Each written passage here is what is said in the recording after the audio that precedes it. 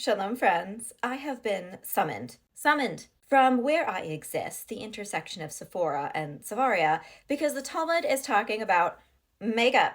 And lo, I appear. So, welcome to Daf Reactions of Avodah Zarah 28. If you're one of the new friends who have joined us recently, it's wonderful to have you here. My name is Miriam, and I'm doing the practice of learning one page per day of the Talmud, and then making hot take reaction videos about it. Today, the sages, the rabbis of the Talmud, are bringing us medical remedies from 2,000 years ago. I caution you all to get a second opinion, just kidding, like a 15th opinion, before trying any of this at home. I do not want to be blamed. I am not responsible for this. Amid discussion of what to do if you have a stab wound, a fever, or hemorrhoids, comes a story about eye health and eyeshadow.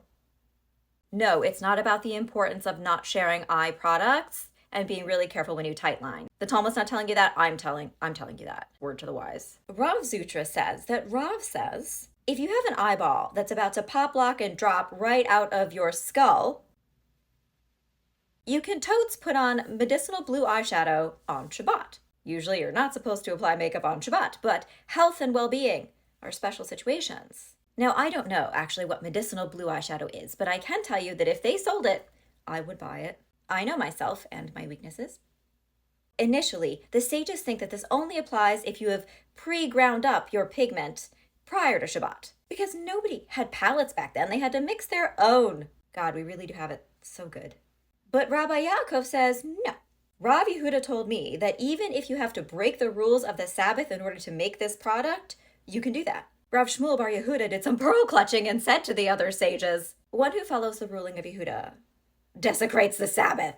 Whoa, okay, didn't even give him his proper title. That's a diss. But karma, as we have learned, is a bitch. Because Rav Shmuel bar Yehuda got eye pain himself. How do you like them apples? And he messaged Rav Yehuda being like, so is it permitted or prohibited for me to treat my eye on Shabbat? And Rav Yehuda sent a message back to him, and it was, for everyone else, yes, it's permitted. But not for you. You treated my empathetic, lenient ruling with disdain until you needed it. And TBH, it's not even my ruling. Mar Shmuel taught this because what happened to a maidservant in his house? Side note, let's us give her a name because she doesn't have one in the text. Let's call her Anastasia. She had an eye infection on Shabbat so bad that she was screaming. But nobody responded to her, and her eye popped out. And legit, the next day, Mar Shmuel was out there teaching everybody, yes, you can absolutely put blue eyeshadow on your eye on Shabbat medicinally. Please, everybody know this. So what can we take away from this incident? Several things. Firstly, believe women when they tell you they're experiencing a medical emergency. I shouldn't have to say it, but here we are. 2, before judging somebody else, try empathy in case later on that same thing happens to you.